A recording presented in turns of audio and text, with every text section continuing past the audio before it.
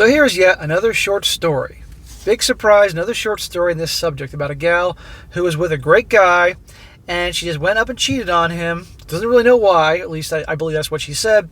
And now she's having a meltdown because how dare he moves on from her and he's done with her. Poor her. Title: I got cheated on by 2 exes in my past. I forgave them both. Now I cheated on a good person and he left me. She says here, I've been on both ends. And to be honest, I'd rather get cheated on than cheat on someone ever again.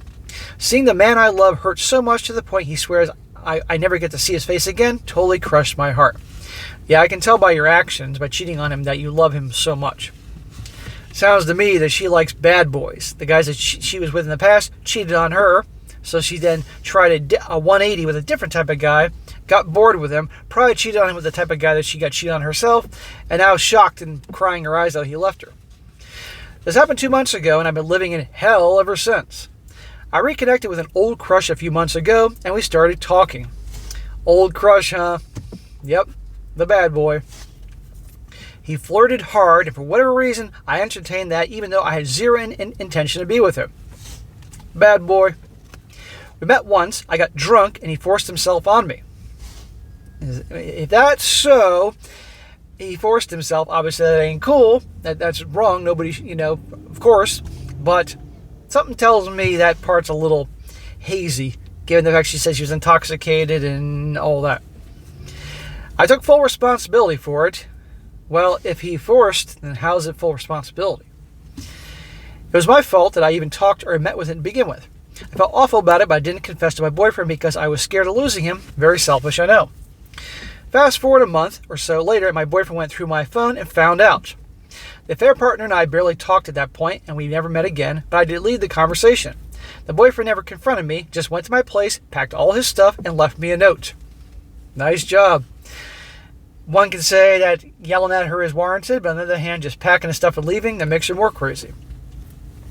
He then went to my work and dropped off my keys, told me he knew I cheated, and he's breaking up with me, and then left. I was at work, and so shocked. I tried to run after him, but he disappeared. There you go. Girl likes drama. He gave her some drama, dropping the keys off at work. He then blocked me everywhere and deleted all our shared albums and accounts. That same day, I drove to his place. He lives in a different city. Wanted to talk to him, but he called the police on me. He told you he was done. He made it clear. Behind his door, he screamed, "You wasted years of my life. You're a disgusting liar. You're dead to me. Leave me alone. No chance under any circumstances." Okay, well, he made it clear, go the F away, then he called the cops. I wrote him a couple letters to apologize and beg for a chance to work on things, but never heard anything back. I have no idea if he ever read them. I never had a chance to see him or say sorry, and look like I never will.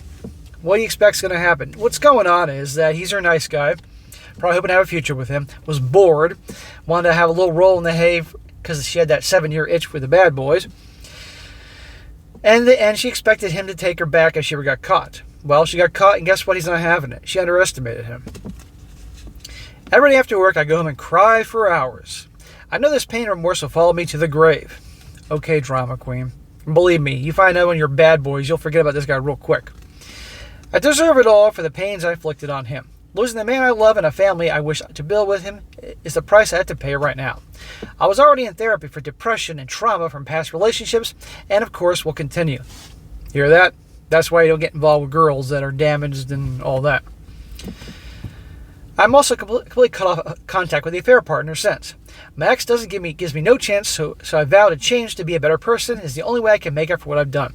I feel awful every day and don't know how I'm going to survive this. Well, if you truly are sorry and remorseful, then you will use this experience to never do this again. And in the future, you meet a good guy who's good to you and loving and loyal and supportive and all the positive things. Don't screw it up. Period. Figure out what makes you attracted to certain types of guys and cut the shit, realizing they're scumbags. Whether it's because you're just used to guys like that treat you like shit because that's what you think you're worth, which a lot of girls that go for guys like that, they think that for whatever reasons. Or those guys give you the butterflies and excitement, because I'm telling you, the good guys that will be good husband material and all that, they're not going to give you the drama and roller coasters of emotions and butterflies like the bad boys do. And until women understand why they're attracted to guys the way they are and accept that type of thing, the same cycle repeats. End of story. But this guy's every right to leave, and I'll talk to you again, and you brought this on yourself. And the worst thing is, she mentioned she's been cheated on before in the past.